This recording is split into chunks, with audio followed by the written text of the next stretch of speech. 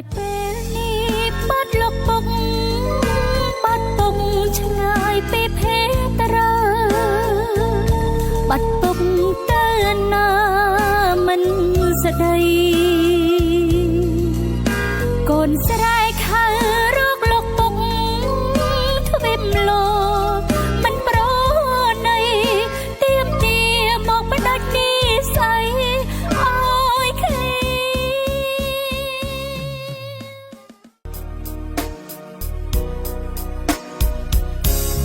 អតីតកាលបណ្ដាលឲ្យចិត្តមិនស្ងប់ចង់ឲ្យគ្រប់យ៉ាងត្រឡប់ចង់ឃើញមុខលោកពុកមានកូនអតីតកាលពុកខំលីសែងរែកពួនគ្រប់យ៉ាងពុកទ្រាំអត់ធន់តាមបីកូនបានដូចគេញើសដូចឈាមក្រំក្រៀមកណ្ដាលថ្ងៃក្តៅដល់ផ្ទះមិនថាយប់ជ្រៅពុកតែនៅនេបនឹកប្រឡាយកូននៅតូចលងលក់ព្រួងតែសំលែងលោកពុកបំពេឲ្យគេលងវងវែងក្រំស្បៃរាត្រីតាតែនេះបានលកពោបាត់ពោឆ្ងាយពីភេត្រាបាត់ពោទៅណាមិនស្ដីកូនស្រែកហៅរកលកពោទ្វីបលោកមិនប្រណីទៀមទាមកផ្ដាច់និស័យឲ្យគ្រី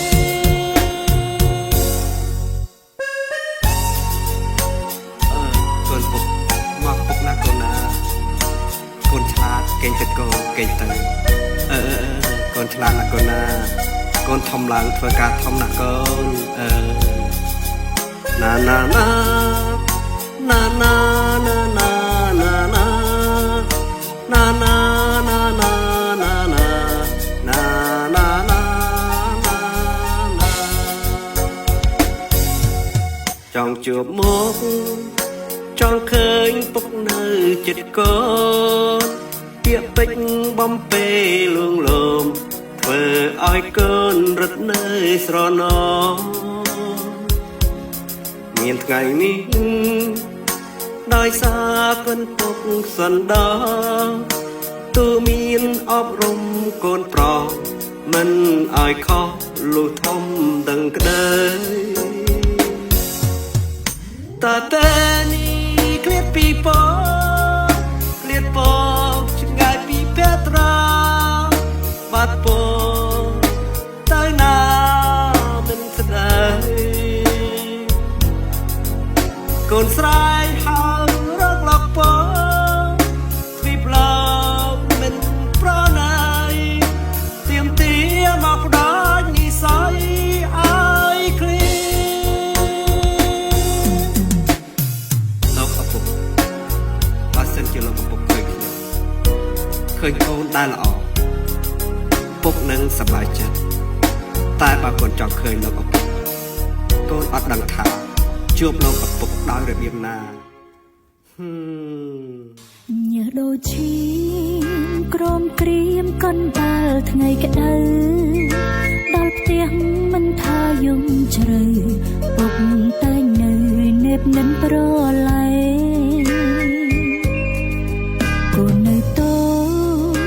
លងលួព្រោះតែសំលេលោកពុកបំពេឲ្យគេ